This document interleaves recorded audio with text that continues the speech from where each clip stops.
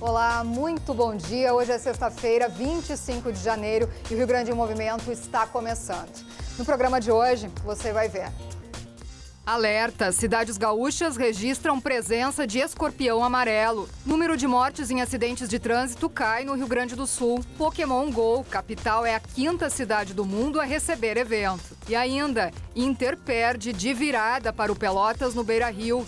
Grêmio vence o jogo treino contra Ipiranga de Erechim com gols de Luan e Viseu. O Rio Grande em Movimento está no ar.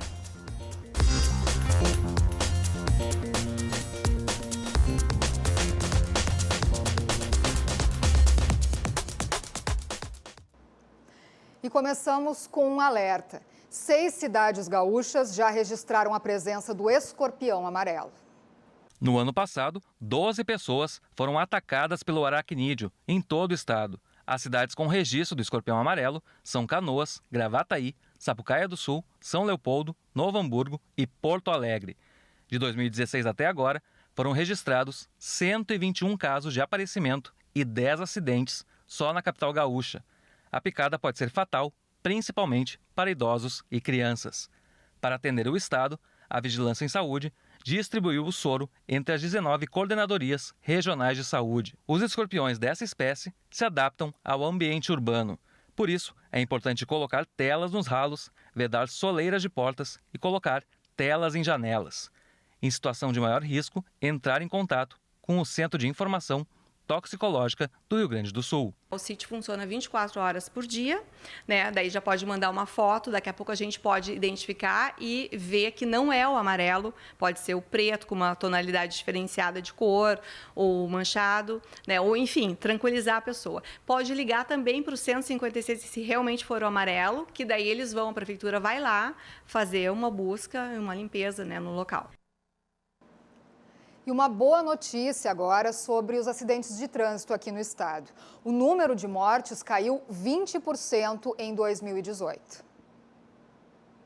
Os dados divulgados pela Polícia Rodoviária Federal são um comparativo com o ano anterior.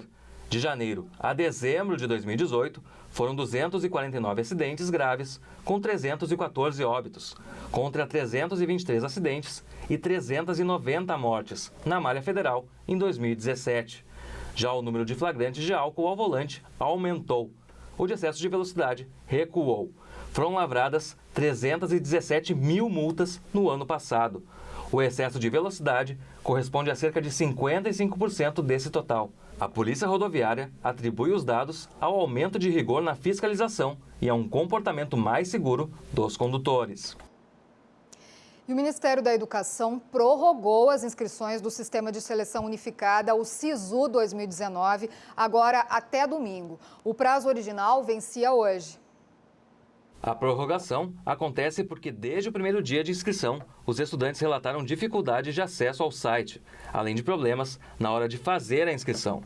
De acordo com o MEC, o sistema funciona de forma estável desde quinta-feira e que a lentidão registrada era por conta do alto volume de acessos simultâneos. O Ministério ainda decidiu rever as divulgações de nota de corte. Agora, elas serão divulgadas apenas à meia-noite, como era feito nos últimos anos. Nessa edição, a pasta começou a divulgar as notas 5 vezes por dia. Mas, apesar do prazo prorrogado para se inscrever, o resultado da seleção continua mantido para segunda-feira. A tragédia da Boate Kiss em Santa Maria completa 6 anos neste domingo. Para lembrar a data e pedir justiça, familiares das vítimas fazem uma vigília desde ontem à noite em uma tenda instalada na Praça Saldanha Marinho, no centro de Santa Maria. O local faz parte do encontro de familiares e amigos que se reúnem todos os anos até o dia 27 de janeiro. A tragédia na casa noturna deixou 242 mortos e mais de 600 feridos. Ontem também teve início a Cavalgada da Paz, que saiu do interior do município de São Gabriel e deve chegar no sábado à tarde a Santa Maria.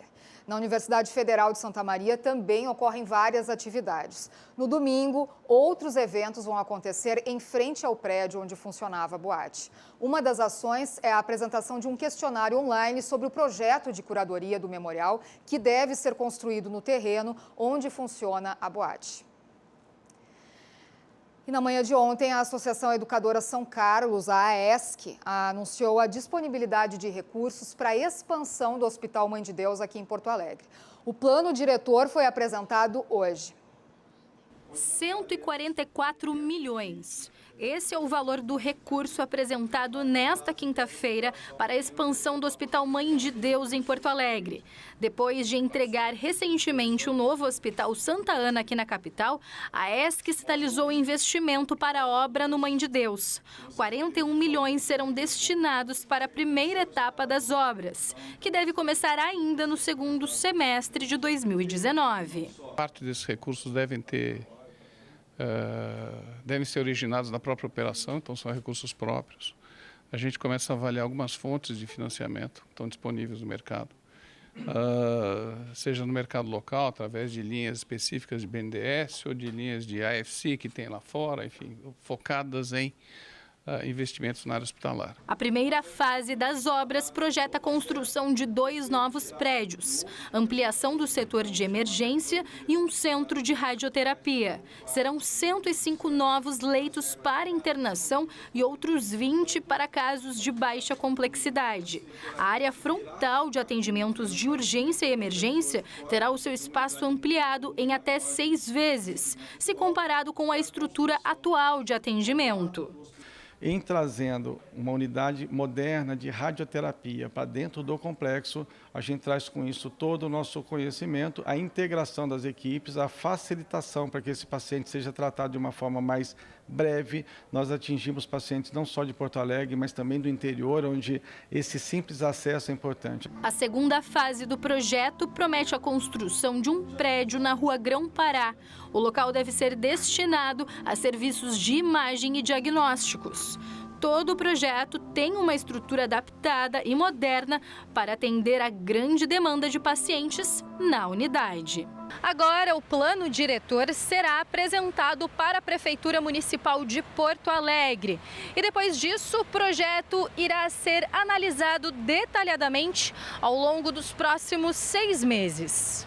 A gente já sabe quais são as exigências que a Prefeitura tem para conduzir a análise e poder dizer o projeto avança ou não avança. Esse processo deve demorar cerca de uns 6 meses. Depois de 100% da obra pronta, o número de leitos deve chegar a 500 na unidade. Cerca de 1.000 novas vagas, a longo prazo, deverão ser abertas no Complexo Mãe de Deus. O plano diretor foi apresentado na quinta-feira. E essa sexta-feira amanheceu ensolarada, com temperaturas altas em todo o estado. A chegada do ar seco deixa o céu limpo, com poucas possibilidades de nuvens em algumas regiões. Aqui em Porto Alegre temos tempo bom por enquanto. Vamos ver como é que fica a previsão, então, para as demais regiões. Em Novo Hamburgo, aqui na região metropolitana, mínimas de 23 graus, as máximas vão chegar aos 32, sol entre nuvens. Assim como na Serra Gaúcha, em Caxias do Sul, onde a mínima foi de 20 graus e as máximas vão chegar aos 27. Em Rio Grande, no sul do estado, as máximas chegam aos 32 graus, também com sol entre nuvens. Em Passo Fundo, no norte do estado, mínima de 17 graus e as máximas vão chegar aos 31. Em Santa Cruz do Sul, no interior do estado, na região central, mínimas foram de 24 graus hoje e as máximas chegam aos 32 graus. E você, claro, segue nos acompanhando em todas as redes sociais, porque a RDC TV está com você em qualquer lugar. Se conecte com a gente e fique sempre bem informado. Estamos ao vivo ali no Facebook, vá lá na nossa live, coloca o seu comentário, a sua dúvida para os nossos entrevistados, conta como é que está o tempo aí na tua cidade ou alguma notícia que você quer trazer aqui para a gente. Se você estiver no Twitter, coloca aí junto do teu recado, hashtag RDC Rio Grande em Movimento. Nós vamos para um rápido intervalo, já voltamos, fique com a gente. O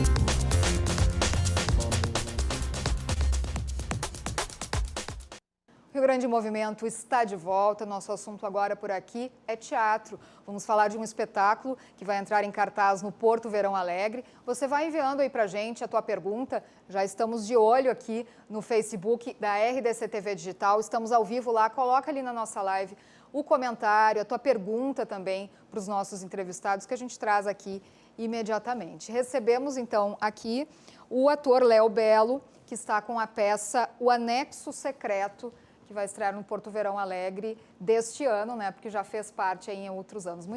Muito prazer e muito bem-vindo aqui no programa. O prazer é meu, obrigado por me receber aqui para poder divulgar o nosso espetáculo. O Anexo Secreto ele fala do Diário de Anne Frank, né? É uma adaptação do diário. E nós estamos com esse trabalho já há 4 anos. Ele vem do Departamento de Artes Dramáticas da URGS, é onde ele nasce, onde nós começamos a pesquisar o diário através da pesquisa da atriz que faz a Anne Frank, que é a Natália X.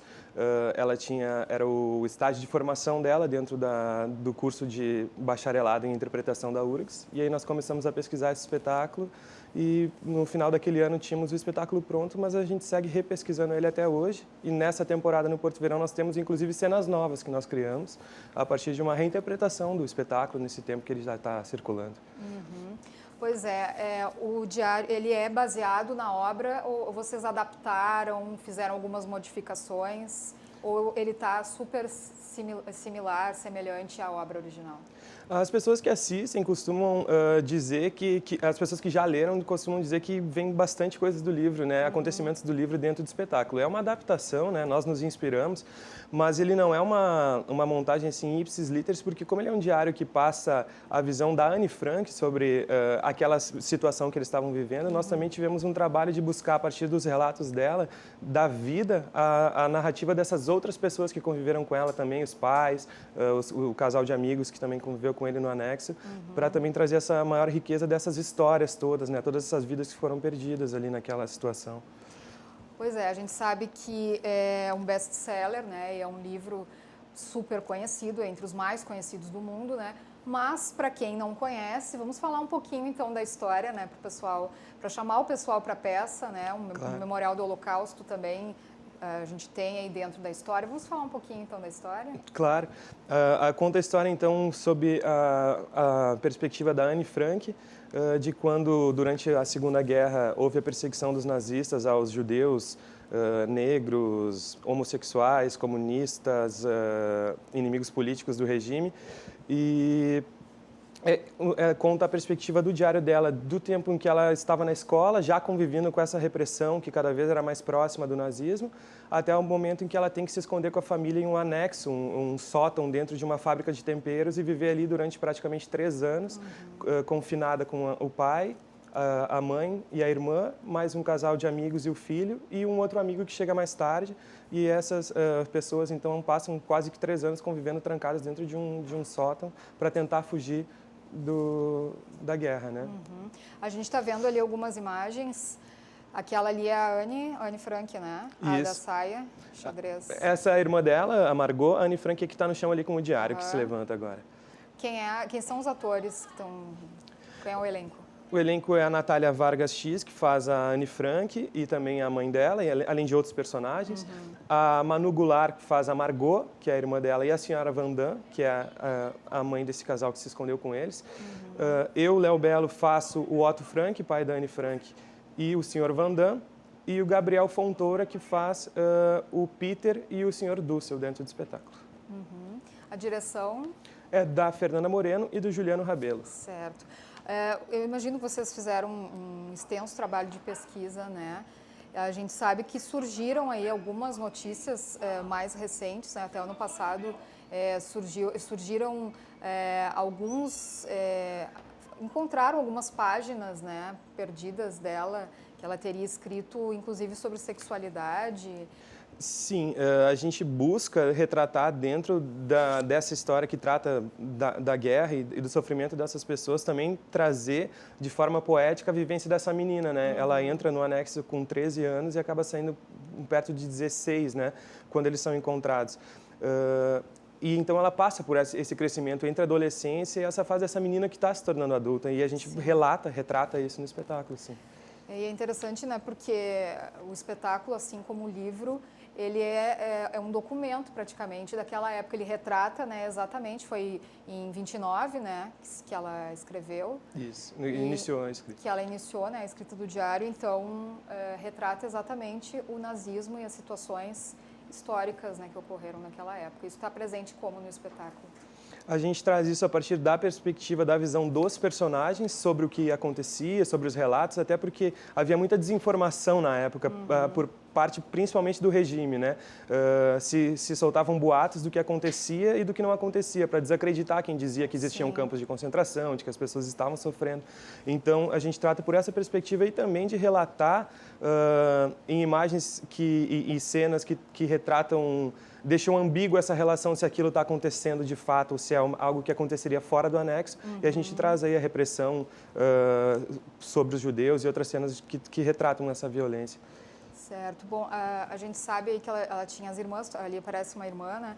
E o grande responsável por divulgar e por vir à tona, né, o Diário de Anne Frank foi o pai dela, né? Isso. E ele perdeu a esposa e as filhas. Isso aparece também na peça? Sim, a gente retrata o fim dessa história, né, que acaba para Anne Frank, para a família dela, sendo a forma de também não é o fim dela, né, quando eles são encontrados, porque ela tinha o sonho de ser escritora e até hoje a gente consegue ter acesso a partir da edição do Otto, né, sobre esse trabalho, sobre esse relato tão importante que ela fez, o relato visto por uma adolescente sobre essa guerra horrível que foi e que ainda hoje, né, a gente sofre aí com ameaças sobre esse tipo de crimes de ódio e por parte até de governos.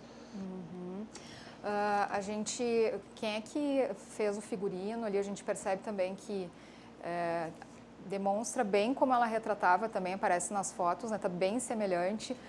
Com quem ficou o figurino? O figurino foi a confecção do grupo, né? O grupo mesmo? Nós mesmos, figurinos, adereços, objetos de cena, apenas o cenário que foi feito, que nós mandamos fazer, 2 móveis. Agora o resto foi tudo a confecção do grupo. Bom, e como é que foi a recepção do público já para o espetáculo? Porque a gente sabe que não é a primeira vez que ele entra em cartaz no Porto Verão Alegre, né? Já está aí há alguns anos. Como é que tem sido a recepção do público, o retorno que vocês têm recebido? Porque o nazismo e sob o olhar dela, né? E não é à toa que é best-seller, foi traduzido aí em todos os países praticamente. Ele desperta um interesse muito grande ainda até hoje, né? E uma indignação também por parte das pessoas. Como é que tem sido para vocês? A recepção do público ela tem sido das mais diversas nesses 4 anos, assim, até porque o espetáculo ele muda, né? Quanto mais a gente faz, a maior é a nossa compreensão. O retorno do público também é muito importante para que o espetáculo continue evoluindo.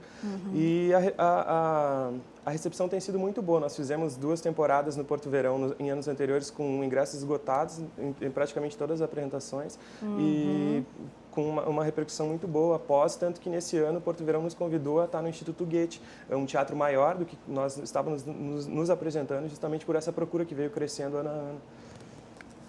Pois é, e também tem essa questão dos totalitarismos e discursos e debates que têm surgido nesse momento, né? Também vem um momento bem propício, né, a peça. É verdade, é importante trazer à tona esse assunto, é importante que a gente veja para além de como, às vezes, o cinema retrata de uma forma mais poética, né, a questão da Segunda Guerra, mas nós também podemos ver de forma poética que existiram humanidades, né, que foram perdidas nesse período que foi tão desastroso, né, para a humanidade. E que as pessoas estejam, se sensibilizem para saber também que nós não podemos ascender ao governo pessoas que reproduzem discursos de ódio, que elencam inimigos comuns, sejam eles negros, homossexuais, judeus, mulheres. Então, esse tipo de discurso não pode ter coro numa sociedade, porque aos poucos vai levando para esse tipo de regime, né, onde exclui. Perfeito. Bom, vamos então convidar para o espetáculo, por favor. O espetáculo vai entrar em cartaz. São 3 dias em cartaz, né? Por favor. É dia 29, 30 e 31, no Instituto Goethe, às 21 horas. Os ingressos estão à venda nos pontos de venda do Porto Verão Alegre, né? Antecipados custam R$ 30 a inteira e R$ 15 a meia entrada, e na hora R$ 40 e R$ 20. Muito obrigada, sucesso em mais uma temporada então do espetáculo no Porto Verão Alegre. Muito obrigado pela oportunidade de estar aqui hoje. A gente vai para um rápido intervalo, daqui a pouquinho tem o esporte aqui no programa, e vai enviando aí as suas perguntas para o João Batista Filho, que vai trazer aí as últimas da dupla Grenal, como é que foi o Inter, hein? Fica aí que a gente já volta.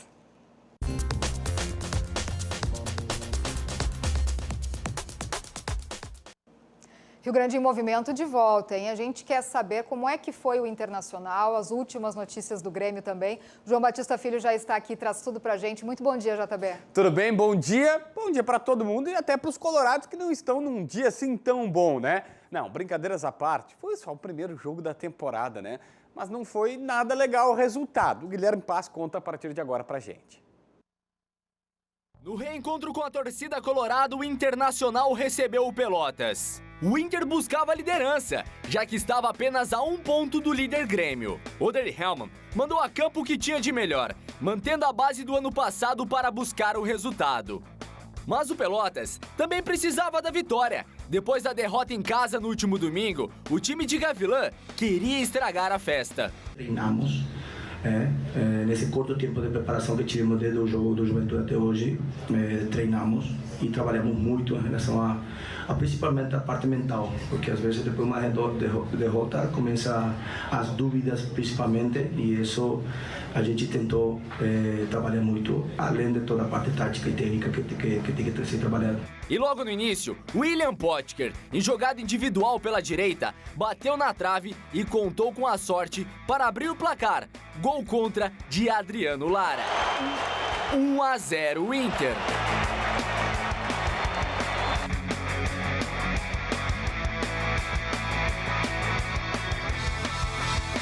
O Inter tentava ampliar, mas foi o Pelotas, em um lance de falta pela esquerda, que empatou com o zagueiro Dão, aproveitando a sobra da bola e empurrando para a rede.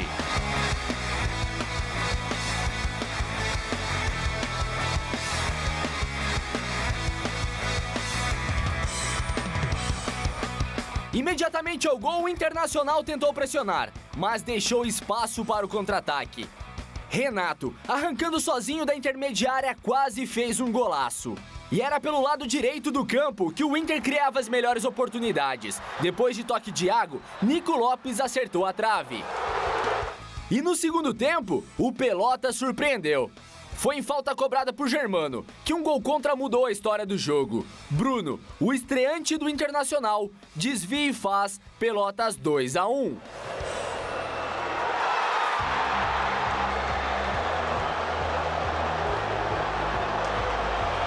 Em casa e diante de 17 mil torcedores, o Inter tentou uma resposta rápida. 2 minutos depois, Patrick cabeceia na trave.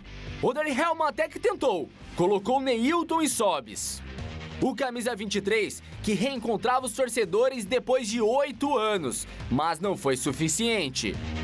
O Inter tentou com Neilton, Moledo e Sobis. E mesmo no final da partida, o Internacional não desistiu. Mas não deu. Final de jogo, 2-1 Pelotas, em pleno Beira-Rio.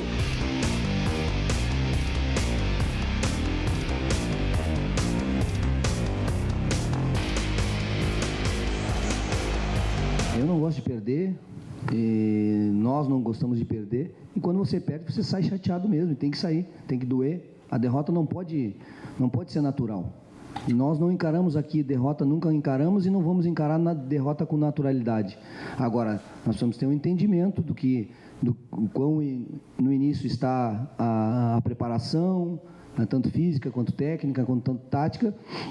Mas nós, como você disse, nós produzimos para vencer o jogo. Nós tivemos 37 minutos com a bola no pé, o Pelotas teve 8. Nós tivemos 80% de posse de bola, o Pelotas teve 20% de posse de bola. O Pelotas criou 2 situações perigosas de gol, fez 2 gols.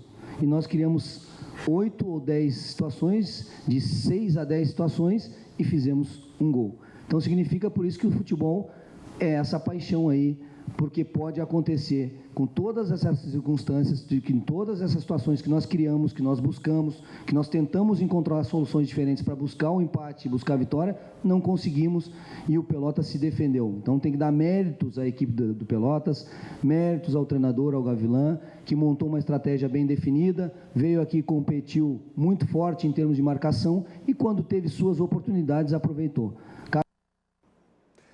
Na época dos cupons de desconto das redes sociais, que você vai lá e baixa o aplicativo, pega um cupom de desconto, eu vou pedir para você fazer exatamente isso nesse momento. pega um cupom de desconto por ser a primeira partida do time titular do Internacional na temporada. Bom, tem esse cupom, agora a gente começa a analisar tudo o que aconteceu. Quem foi bem? Da Alessandro, eu gostei. O próprio Nico Lopes, para mim, terminou a temporada bem, começou bem novamente, com boa movimentação. O Rafael Sobis ficou naquele limbo de cara que entrou, se dedicou bastante, parecia muito motivado, querendo mostrar serviço, mas efetivamente, na produção, o Sobis não fez muita coisa não pelo Internacional. Agora, o Bruno, lateral direito, que... insisto mais uma vez com aquele desconto lá da temporada, ele chegou depois, tem um condicionamento físico prejudicado, foi mal. E o Patrick, que esse é uma pena, terminou 2018 mal e começa 2019 mal. E aí a gente novamente alerta, é a primeira partida. Mas sabe aquela história do cara, todo mundo carrega consigo o seu passado, o seu histórico. Se o cara terminou mal 2018 e já começa mal, fica aquele gostinho ruim para a torcida. Mas infelizmente... não dá para vaiar, né, gente? Vamos com calma. O torcedor ontem começou a vaiar, depois alguns aplaudiram. Só 17 mil pessoas no estádio Beira-Rio. Vaia é um pouco demais para a primeira partida contra o Pelotas. Enfim, ano de Libertadores, tem muita coisa para acontecer. Por falar em muita coisa acontecendo, no Grêmio também tem muita coisa acontecendo. E agora a gente vai saber como foi o primeiro grande teste desse time gremista na semana. Depois de tropeçar contra o Aimoré com os reservas, o Grêmio fez um jogo-treino contra o Ipiranga de Erechim. Os jogadores que estiveram nesse jogo foram os titulares, que são eles: Júlio César, Léo Moura, Jeromel, Kahneman e Bruno Cortez, Michel, Maicon, Marinho, Luan, Everton e Jael. A surpresa fica por conta de Marinho, que fez um bom jogo na estreia contra o Novo Hamburgo e agora foi testado por Renato Portaluppi no time titular. A gente está recuperando o Marinho. Eu tenho conversado bastante com ele, tenho procurado colocar da melhor maneira em campo para que ele possa render mais, tenho trocado ideias com ele. Então não vai ser da noite para o dia. Ele entrou muito bem lá contra o Novo Hamburgo. Vamos soltando o Marinho aos poucos para que ele possa ganhar totalmente a confiança do torcedor, para que ele volte a ser aquele Marinho que todo mundo conhece, por isso que ele chegou no Grêmio.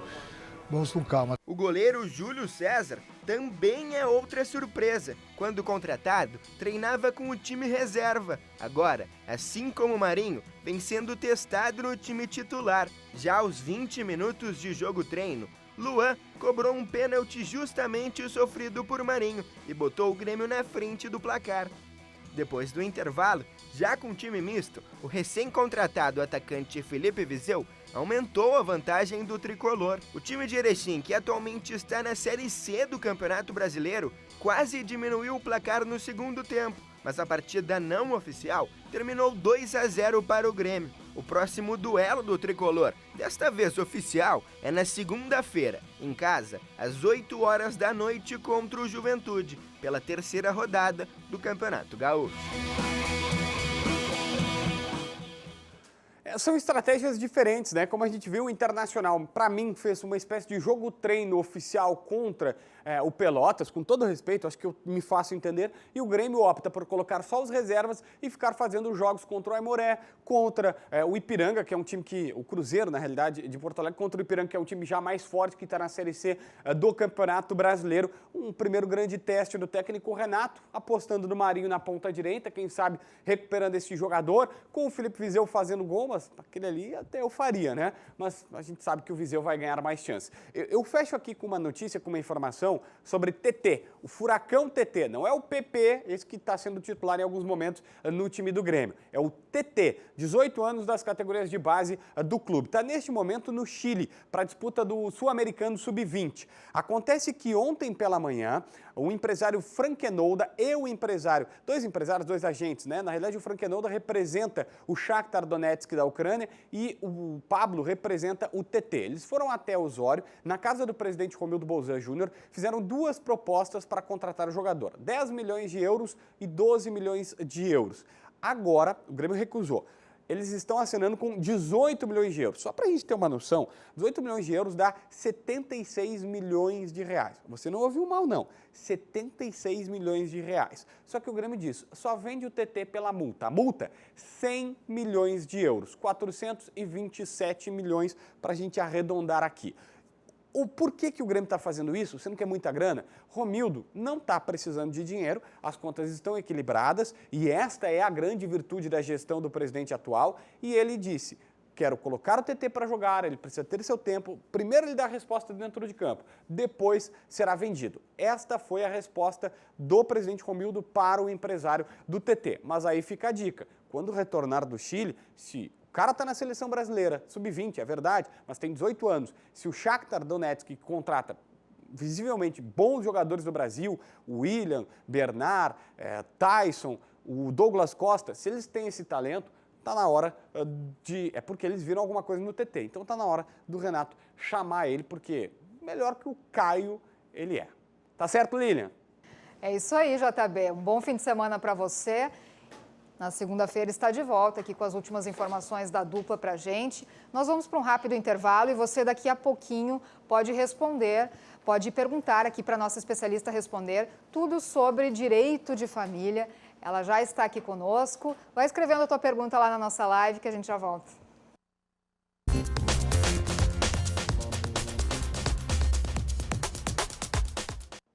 O Grande Movimento está de volta. E a ARP, a Associação Rio Grandense de Propaganda, lançou ontem o Innovation Week, programa Innovation Week, que é um festival com palestras, workshops, oficinas, voltado à construção de conteúdos inteligentes de marketing e de business. Também foi anunciado o Innovation Award, que é uma premiação para o melhor projeto de inovação do Estado. A inscrição para o prêmio é gratuita e o festival acontece entre os dias 1º e 5 de abril na sede da ARP, que fica na rua Tobias da Silva, 120. E você vai enviando aí a sua pergunta, nós já estamos aqui com a nossa especialista no estúdio, a advogada Cristina Giordani, que está de volta das férias. Bom dia. Bom dia, bem-vinda aqui no programa de novo. Obrigada. Cristina, vamos falar então de direito de família, né? Esclarecer dúvidas aí quanto à pensão alimentícia, guarda compartilhada, outras questões, né, que chegam através do Facebook, do WhatsApp. Vai participando com a sua pergunta. Vamos colocar aí na tela o telefone, o nosso WhatsApp para o pessoal enviar a sua pergunta, ou pelo Facebook, RDC TV Digital. Nós estamos ao vivo. Coloca ali na nossa live a tua pergunta que a gente traz aqui para a nossa advogada. Eu já estou dando uma olhada aqui. Quem está com a gente, temos a Luísa, temos a Renate. Então, mandem aí as suas perguntas, certo? Nós já temos uma aqui, que é da dona Zilka Barbosa, de Caxias do Sul. Os avós têm direito de requerer judicialmente a visitação em relação aos netos? Minha nora proíbe que vejamos nossos netos. Sim, Lilian. Às vezes as pessoas confundem a questão dos alimentos com a questão da visitação, tá? Uma coisa nada tem a ver com a outra. Por incrível que pareça, é triste, mas em alguns momentos existem pais que oferecem freios a essas visitas dos avós. Então, se não for possível estabelecer isso amistosamente, sim, é possível uma ação judicial tão simplesmente para estabelecimento das visitas. E aí haverá, né, todo um comportamento para que possa oferecer, porque é muito importante, né? Os avós são uma parte fundamental na vida das crianças, né? Então é muito importante. O judiciário acolhe muito bem esses pedidos. Tem mais uma aqui da Rosaura, de Guaíba. Meu ex-marido não está pagando a pensão alimentícia. Posso proibi-lo de visitar o nosso filho? Pois é, a explicação vem um pouco no mesmo sentido da anterior. Não, nunca é possível não efetuar as visitas, mesmo que os alimentos não estejam sendo pagos. Se precisa discutir a questão dos alimentos, isso existe tanto a execução quanto o estabelecimento dos alimentos, são dois procedimentos diversos, mas se existe essa discussão, ela precisa ser travada dentro dos processos, não pode interferir nas visitas. Certo. Bom, essa questão da pensão é recorrente, né, Cristina? Sim, sim. Tu recebe muito atendimento dessa questão aí no teu... É que assim, a gente passa, vamos brincar, esse momento financeiro, ele é tão complicado que as pessoas estão vivendo, um forte desemprego, então acaba tendo sim uma enxurrada de pedidos, né, de diminuição ou aumento de pensão, isso infelizmente. E é uma coisa, Lilian, um pouco triste, mas é verdade. Muitos pais, às vezes, no momento que se desfazem da relação do casamento, né, ou da convivência, acabam achando que não tem mais compromisso, e não é verdade, né? A criança precisa de todo um aparato do seu sustento, de educação, de alimentação. Então, é para isso que os alimentos devem ser estabelecidos, né? E mesmo que eles já estejam em uma briga judicial, já não estejam se entendendo mesmo por essa questão, ainda assim não é possível proibir a visitação do pai. Não, porque ela é extremamente necessária. Aliás, o entendimento sempre do judiciário é de estabelecer, de procurar, mesmo quando os vínculos já estão fragilizados, de procurar estabelecer uma relação que fique bem, porque é muito importante para a criança os laços afetivos. A gente precisa sempre lembrar do que isso pode causar no futuro, né? Do quanto isso é prejudicial psicologicamente para a criança, né? Que bom, a justiça sempre segue priorizando Sim, a muito, criança. muito. E mesmo em situações que talvez, a grosso modo, a gente dissesse assim, não deveria, mas sempre os juízes têm uma tendência a tentar, pelo menos, estabelecer um diálogo, ou se não encaminhar para setores específicos para fazer avaliações psicológicas, para implementar essas visitas. Isso é muito importante e é um foco realmente importante nos processos. Pois é, então vamos pegar uma pergunta que tem bastante a ver com o que a gente está falando aí, que é a questão da alienação parental, né, que é bem comum, essa história de um colocar o filho contra o outro. Pediu para não se identificar aqui e faz a pergunta: minha ex-mulher fica falando mal de mim para o meu filho e mente descaradamente. Ele não quer mais vir comigo. Ele pergunta se isso é alienação parental. Provavelmente é. Uma alienação parental muito importante, inclusive, às vezes, pode determinar alteração de guarda, inclusive dentro dos processos. Isso é uma questão também extremamente relevante, assim como as outras que nós conversamos. As pessoas precisam ter a noção de que tentar formular ideias ou perspectivas ruins a respeito de pessoas, incutir ideias na cabeça das crianças que não são realidades que elas possam ter, isso é muito grave. E, normalmente, quando existe uma situação bastante importante, são encaminhados esses processos para os laudos, então vem os laudos psicológicos, às vezes acompanhamento de visitações, para que a gente possa compreender realmente a extensão do problema e que a criança possa, porque sempre, Lilian, quando a gente trata de direito de família, o foco é a criança, não os adultos. E tomara que os adultos sempre possam ter posições importantes e relevantes de cuidado em relação a essa criança, porque isso é devastador na vida de uma pessoa, que alguém possa querer mantê-la longe dos parentes que ela tem. Pois é, causa traumas aí irreparáveis muito depois, graves, né? É verdade. Rosa Helena pergunta: meus pais faleceram, deixaram uma casa, eu e meus irmãos estamos precisando vender o imóvel, mas não queremos fazer o inventário. É possível? Não, infelizmente não, Lilian. Quando existe um proprietário de um imóvel, de bens, de patrimônio, e essa pessoa falece, a data do falecimento é como se fosse todo o patrimônio envolvido nesse falecimento fica bloqueado, inclusive contas bancárias, não se pode tocar, tá? Então, para que seja possível a venda, precisa sim do procedimento de inventário, mas a boa notícia é que se eles forem todos adultos, não envolver menor de idade, pode ser feito em cartório, que é um procedimento muito mais célere que possa não atrapalhar um negócio que eles tenham vontade de realizar. Certo.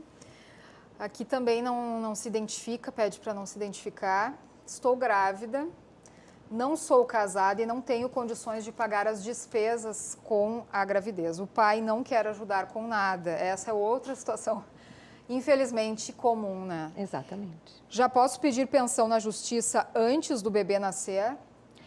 Pode é uma sim. questão interessante, né? Sim, são os alimentos gravídicos, mas precisa haver uma prova muito bem fundamentada da existência dessa relação, né? Então, a pessoa precisa ter componentes que o advogado avalia no escritório, provas, né, desse efetivo relacionamento, e sim, aí é possível sim que seja estabelecido um pensionamento para esse momento, né? Mas é verdade, Lilian, isso é bastante recorrente e às vezes o mais triste é que ele envolve violência. Tem situações onde, às vezes, no momento que a moça relata a existência da gravidez, aí às vezes envolve até uma Maria da Penha, envolve outras circunstâncias.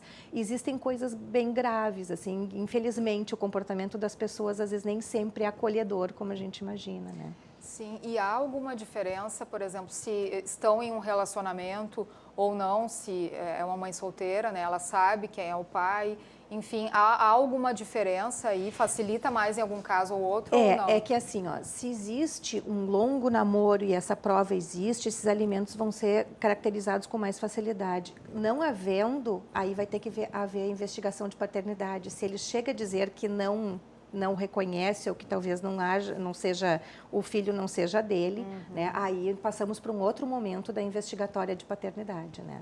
E esse é um procedimento, um processo que demora muito, costuma ser demorado? Eu acho que ele já foi mais lento, né? A investigatória, nem tanto. O que a gente tem uma lentidão maior nos processos são em outras circunstâncias, né? Às vezes a questão dos alimentos, infelizmente, às vezes eles são oferecidos rapidamente, mas a implementação às vezes demora um pouquinho. Mas a tendência, né, é que ele tenha um procedimento razoavelmente célere.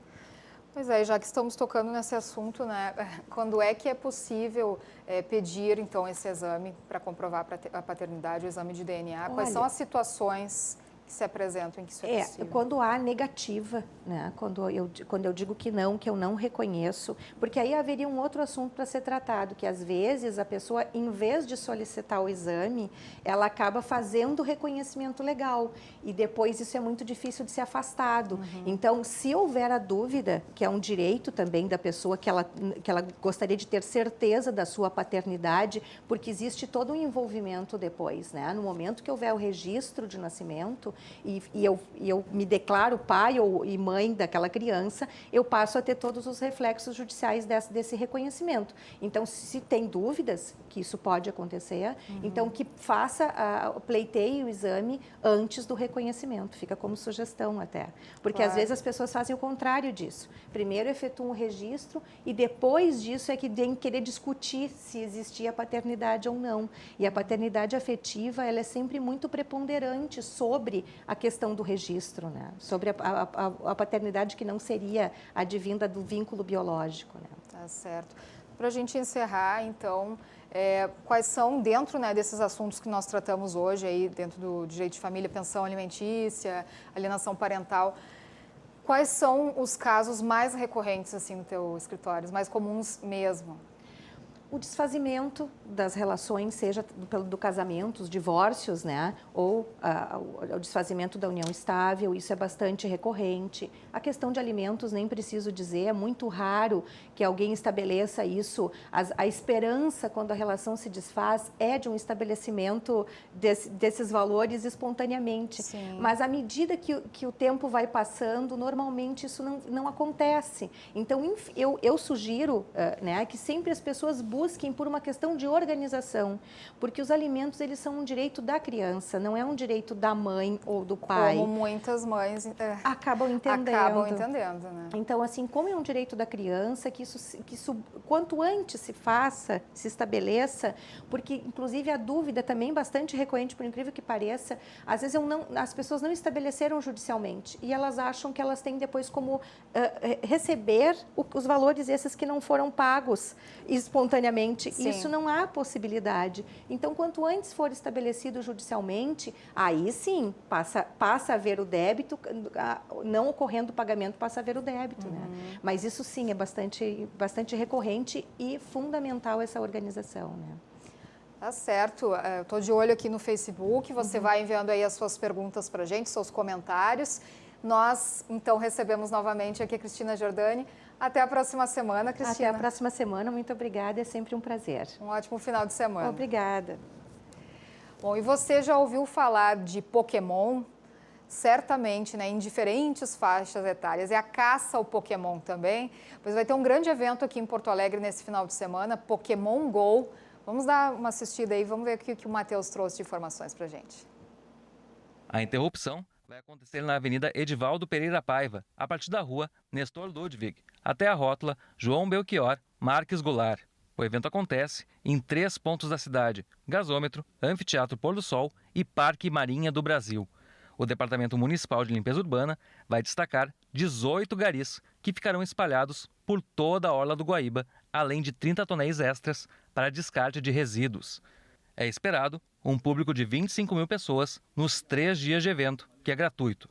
A capital é a 5ª cidade no mundo a receber o encontro, que já foi realizado no Japão, Alemanha, Estados Unidos e Taiwan. Dos mais de 25 mil ingressos distribuídos, 30% deles são para estrangeiros. A EPTC recomenda que os participantes utilizem o transporte coletivo, seletivo, táxi ou aplicativos, pois a região não conta com áreas de estacionamento para o público esperado. Tá certo, então são esperadas aí cerca de 25 mil pessoas, né? Lembrando, então, você já iniciou o bloqueio ali para quem vai circular agora à tarde e tem que tentar evitar, né? Já tem o bloqueio, então, a partir de hoje, ali na Edivaldo Pereira Paiva, Beira Rio, né? Entre a usina do gasômetro e o estádio Beira Rio. Então, é Pokémon Go Safari Zone, é o nome desse evento. Vamos assistir agora a reportagem completa. Olhando assim, é difícil imaginar quem é o mais aficionado pelo jogo. Pode parecer que o Roger tenha sido influenciado pelo filho pequeno, de 8 anos. Mas a verdade não é bem essa, não. Eu comecei a jogar, né, com meus 3 outros filhos. Eu tenho um de 17, 16 e um de 14, né? E a gente começou a jogar junto e eles acabaram desistindo, né? E daí eu continuei jogando e tal, e daí o pequenininho agora está de 8 anos, agora está me acompanhando a jogar. A ideia é ficar até o final do evento, né? Mas vai dele se ele aguentar. Eu acho que eu aguento, mas daí vai dele daí. Né? Pai e filho se juntaram a milhares de outras pessoas que vieram à orla do Guaíba conferir o Pokémon Go Safari Zone e, claro, ir atrás de muitos monstrinhos. O Pokémon Go permite que os jogadores consigam caçar até 500 personagens. Porto Alegre é a 5ª cidade do mundo a receber o evento.